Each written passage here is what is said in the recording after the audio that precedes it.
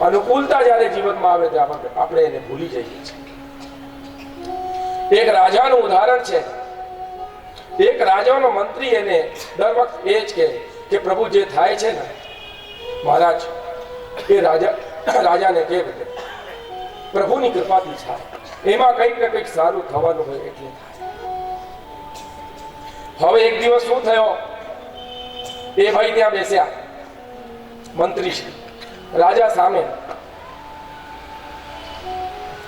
અને રાજાનો અંગૂઠો કપાઈ ગયો.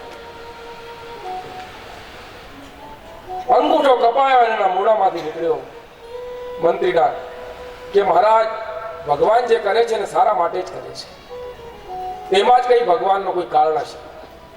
બોલે મારો અંગૂઠો કપાઈ ગયો અને તને લાગે છે ભગવાન જે કરે છે સારા માટે કરે છે? બોલે મારો તો અંગૂઠો ગયો. બોલે આ મંત્રીને ઉઠાઈને જેલમાં નાખી દો, મારે આનો મોડો જ નહીં, કારાગૃહમાં નાખી દો. 2 દિવસ પછી રાજા આવ્યો,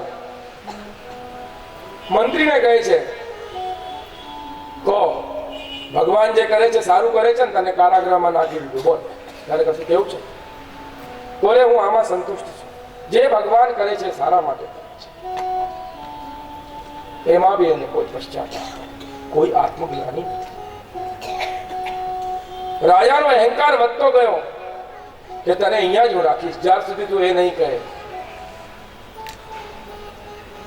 જે ખોટું થાય એમાં બી તું કહે છે ભગવાનની ઈચ્છા, સારું થાય તો બી તે ભગવાનની ઈચ્છા, તો એમાં મારું શું? હું તો આખું મારું રાજ્ય ચલાવું છું, તો મારા એમાં કોઈ ભાગીદારી નથી, મને શ્રેય ના મળે એનો તને કોઈ શ્રેય નથી મળવા. બીજા દિવસે રાજા શિકાર રમવા માટે ગયો. બહુ ગહેન જંગલ, અગાઢ જંગલમાં રાજા દસ્તો ભટકી ગયો. એના સૈનિકો એમને છોડી દીધું, એ પણ ભટકી ગયા, રાજા પણ ભટકી ગયો. રાજો એકલો પડી ગયો. અને એમને શું કર્યું? જવું જોઈએ એને જમણી બાજુ ડાબી બાજુ જતો રહ્યો. આદિવાસી લોકો એમને પકડી લીધા અને મુખિયા પાસે લઈ ગયા. રાજા એમને પૂછે છે તમે મને શા માટે પકડી લાયા છો? બોલે અમે વર્ષમાં એક વખત બલિ ચડાવીએ છીએ માતાને, આજે તમારી બલિ ચડાવીશું. પરસેવા છૂટવા માંડ્યા સાહેબ મોઢા ઉપર કે રાજા વિચાર કરે હવે મારું શું થશે, મારા સૈનિક ક્યાં જતા રહ્યા, હું એકલો પડી ગયો, આ લોકો મને પકડી લીધો. એને નવડાઈ ધોવડાઈને કપડા પહેરાવીને એને તૈયાર કરીને બલિસ્થાન ઉપર લઈ ગયા, ધોવડાઈ દીધો. બલિ આપવા લાગ્યા, તરત જ કોઈકે જોયું કે એના હાથ પર પાટું બંધેલું છે. એને પૂછ્યું તને શું થયું? બોલે મારા અંગૂઠો કપાઈ ગયો. બોલે મુખિયાને કહે છે બલિ આપવા વાળો, બોલે આ ખંડિત થઈ ગયો એનું શરીર, એને બલિ ના ચડાય. બોલો રાધે રાધે. રાજાને મનમાં થયું કે જે મારો અંગૂઠો ના કપાય તો આજે હું ગોવિંદાય ન મનું. છોડી દીધા, પાછા વનમાં આવ્યા. મંત્રી પાસે ગયા તત્કાલ. ઓચિંતે મંત્રી એમને જોયા, પૂછ્યું તમે આજે કેમ આવ્યા? મંત્રી વિમાનસમાં પડાઈ ગયા કે શું થયું આજે રાજા તમે મારી પાસે? બોલે એક વાત તો તારી સાચી થઈ ગઈ કે ભગવાન જે કરે છે સારું કરે છે, પણ મારું અંગૂઠો કપાઈ ગયો અને આજે મારી બલિ આપવાના હતા, પણ એમને જોયું કે અંગૂઠો કપાઈ ગયો, એ લોકો મને છોડી દીધું. પણ તું એક ભાઈ તું જેલમાં કેવી રીતે છે? આમાં ભગવાનની કઈ કૃપા? બોલે તમે હજી નહીં સમજી શક્યા, આખા રાજ્યના તમે રાજા છો. બોલે તમે જ્યાં જાઓ તો દર વખતે શિકાર રમવા જાઓ, મને જોડે લઈ જાઓ. और જો તમારા રથ ઉપર હું જોઉં, બાકી આજુબાજુ બધા સૈનિકો હોય ઘોડા ઉપર, એ તમને પકડી લેતા, મને પકડી લેતા. તમારા તો અંગ કપાઈ ગયો, તમે ખંડિત થઈ ગયા, પણ હું તો અખંડિત છું. બોલો રાધે રાધે. તો મારો શું થાત? તો તત્તે અનુકંપામ સુસમીક્ષમાણો, whatever happens for better tomorrow. I am happy because I choose to be happy. હું સહીનો ચુનાવ કરું છું. મેં કહ્યું ને કે what is the definition of luck? LUCK, labour under correct knowledge. LUCK, L for labour, U for under, C for correct knowledge. સહી જ્ઞાનના પ્રમાણે તમે અગર જીવનમાં ભક્તિ કરશો, કામ કરશો, ધંધો કરશો, મકાન બનાવશો, ગાડી ચલાવશો, કોઈ દિવસ તમે જીવનમાં પાછા નહીં પડો, સફળ થઈ જશે. We are happy because I choose to be happy, કે આપણે સહીનો ચુનાવ કરીએ છીએ. રાજા એને બહાર કાઢ્યો, એનાથી ભેટી ગયા, હગ હિમ, અને પાછા રાજ્યમાં લીધા. તો તત્તે અનુકંપામ સુસમીક્ષમાણો, આપણા ઉપર એની અનુકંપા બરસી રહી છે, આપણે જોઈ નથી શકતા. ભુંજાન એવા આત્મકૃતમ વિપાકમ. ભુંજાન, તમે જે ફસલ જમીનમાં નાખો છો એ જ તમને પાછી મળવાની છે. જે કર્મ તમે જીવનમાં કરો છો એ જ કર્મનો પ્રતિફળ તમને મળવાનો છે. 1 કરોડ રૂપિયા બેંકમાં તમે મૂક્યા હોય તો તમને કોઈ દિવસ બેંક વાળો એ નહીં કહે કે તમે 1.5 કરોડ અહીંથી લઈ જાઓ. 1 કરોડ જ તમને પાછા મળશે. તમે જે કર્મ લઈને આવ્યા છો જીવનમાં, એ જ કર્મનું પુણ્ય તમે ભોગવી રહ્યા છો. ભગવાન કૃષ્ણ ગીતામાં કહે છે કે મનુષ્યના પાપ અને પુણ્ય એ પોતે એના કર્મથી નિર્ધારિત કરે છે. હું એના પાપમાં અને પુણ્યમાં ભાગીદાર નથી. હું એને ભક્તિ આપી શકું છું.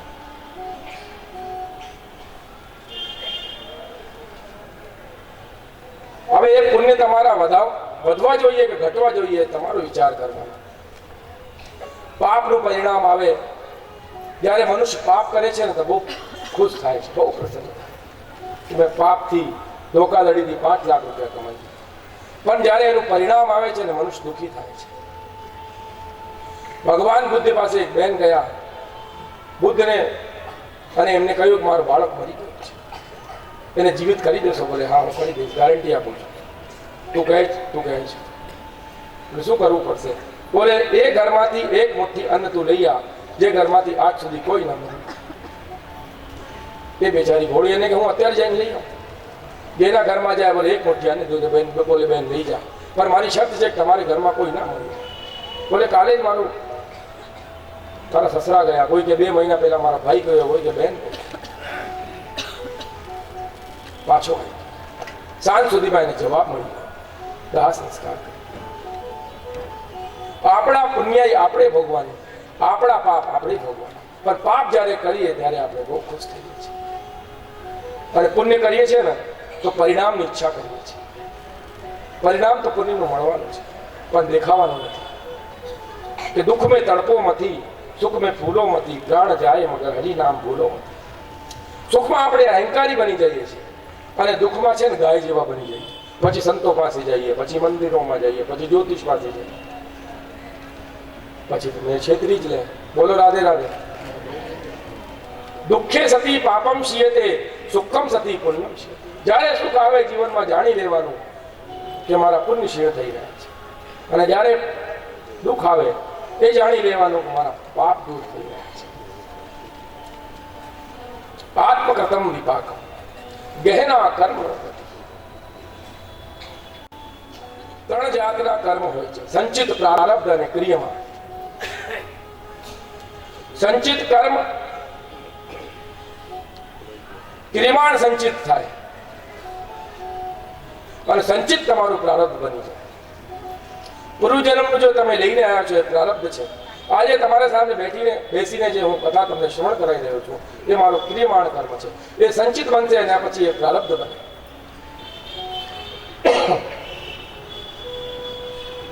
રામકૃષ્ણ પરમહંસને જ્યારે ગળાનું કેન્સર થયું, એનો એક પણ શિષ્ય એ કમરામાં આવીને એનું લોહી સાફ ના કરે. એ લોહી આખા કમરામાં થઈ જાય. સાંજે નરેન્દ્ર આવે, એનો શિષ્ય એ હાથથી ઉપાડીને ડોલમાં લોહી નાખે, આખો કમરો સાફ કરે. એક દિવસ નરેન્દ્ર કહે છે કે ગુરુજી, હું જઈને આ કાળી માતાની મૂર્તિ તોડી દઉં છું. બોલે તોડવાની જરૂરત નથી નરેન્દ્ર, બોલે મારે મુક્ત થવાનો ટાઈમ આવી ગયો.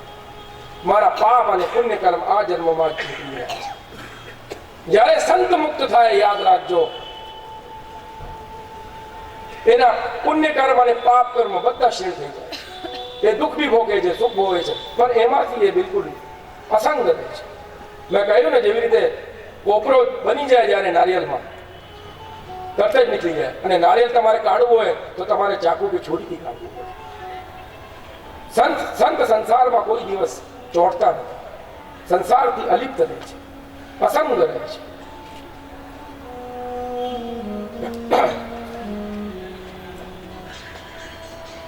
આત્મકર્તમ વિપાક, તમારી કર્મોની ગતિ તમને જ ભોગવાની.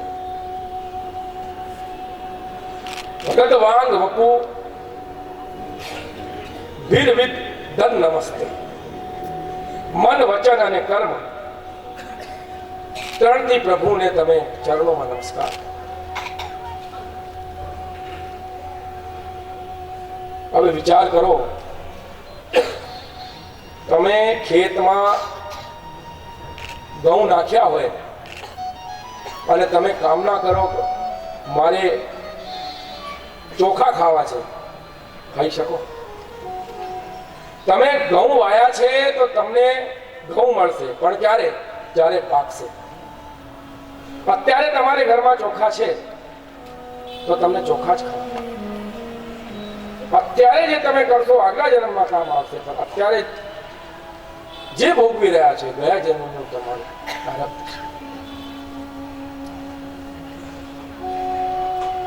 મન, વચન અને ક્રમથી રદ વાંગ વપુર વિદ ધન નમસ્તે.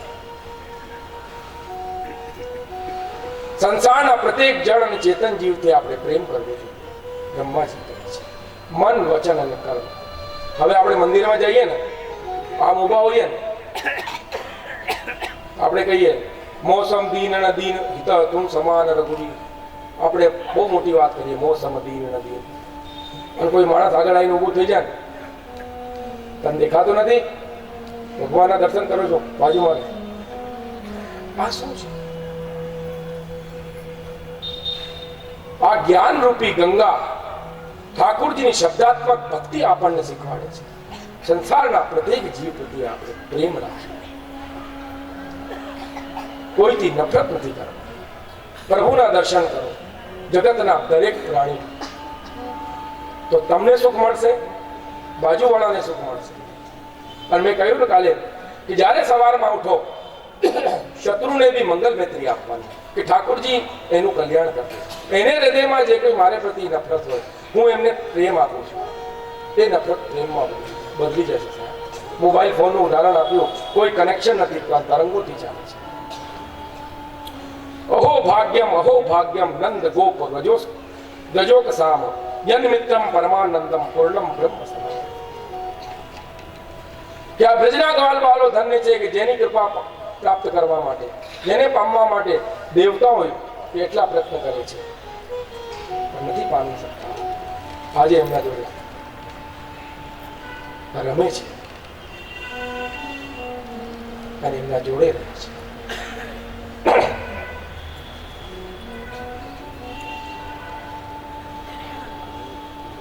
બ્રહ્માજીએ 3 પરિક્રમા કરી નીકળી ગયા. એમ 4 પરિક્રમા કરવાની હોય, પણ એટલા ભયભીત થઈ ગયા, ત્યાંથી નીકળી ગયા.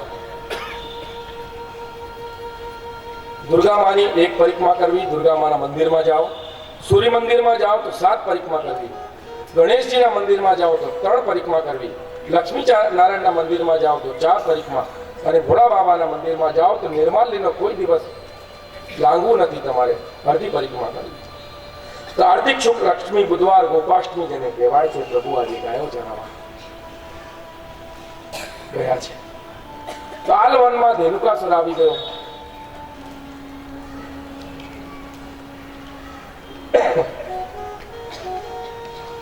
ધેનુકાસુરનો વધ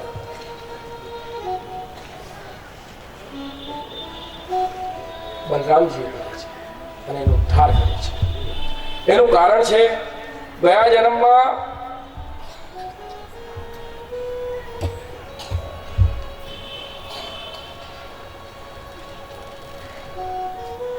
બલિનો પુત્ર જેનું નામ સહસ્રિક 10,000 સ્ત્રીઓ સાથે ગંધમાદન પર્વત ઉપર એ વિહાર કરી રહ્યો હતો. એની અવાજનું શ્રવણ કરીને દુર્વાસા ઋષિનું ધ્યાન ભંગ થાય છે.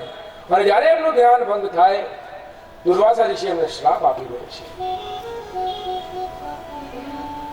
છે કે ગધેડાની જેમ તું જીવન યાપન કરી રહ્યો છે, એટલે તારે પણ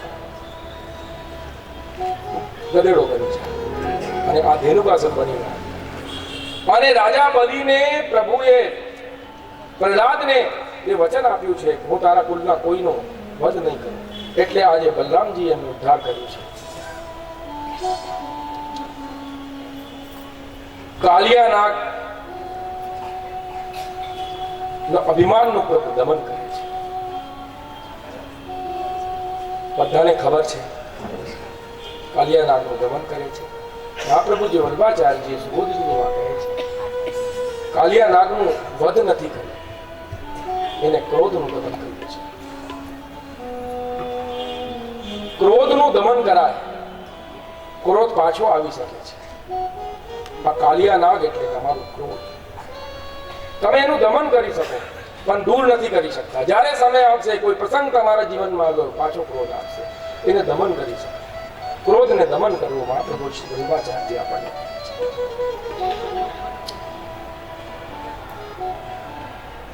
પોતાને એના ફન ઉપર પોતાની છાપ છોડી છે. તાંડવ ગતિ મુંડન પર નાચત ગિરિધારી, ગતિ મુંડન પર નાચત ગિરિધારી.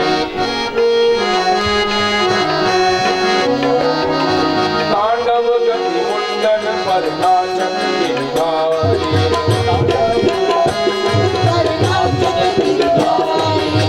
પમ પમ પમ પદ પદ પમ પમ પમ પદ પદ.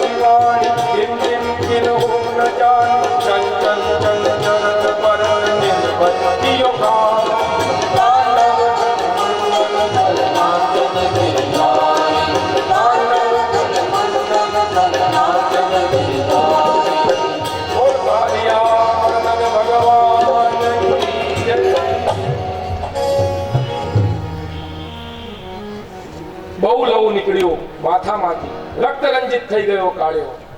રજોગુણ અને તમોગુણ નીકળી ગયા, સત્વગુણ રહી ગયો. શૌબર મુનિના ભયથી વૃંદાવનમાં યમુનાના નીરમાઈને રહે છે નદીમાં. પ્રભુએ કહે છે, મારી છાપ તારા મસ્તક પર છોડી દીધી છે, તને હવે ગરુડ કશું ના બગાડી શકે. રમણીક દ્વીપમાં એને પાછો મોકલી દે છે. ઇદતમ શરદ સ્વચ્છ જલમ પદમાકર સુગંધિના નૈવ શતવાયુના વાતમ સગ ગોપાલ કુવચ્ચું. શરદ ઋતુ આવે છે, પ્રભુ વેણુનો નાદ કરે છે. બર્હાપીડમ નટવર્વપુ કર્ણયો કર્ણિકારમ વિપ્રદવાસકરમ કપીશમ વૈજયંતિમ ક્ષમારા રંત્રાન વેણો રધર સૂરય પૂરયં ગોપવૃંદેર વૃંદારણ્યમ સ્વપદરમણમ પ્રાવિશદગીરકીર્તિ. બર્હાપીડમ, મોર કોઈ દિવસ સંભોગ નહીં કરે. મોરની આંખોમાંથી જે અશ્રુધારા ગીરે છે એને મોરની ધારણ કરી લે છે એની ચાંચમાં, એનાથી ઈંડું બને અને સંતતિ થાય. એટલે મોર પરમ યોગી છે. મોર લીલાઓમાં પ્રભુને જોયો હશે, મુકટ આમ છે,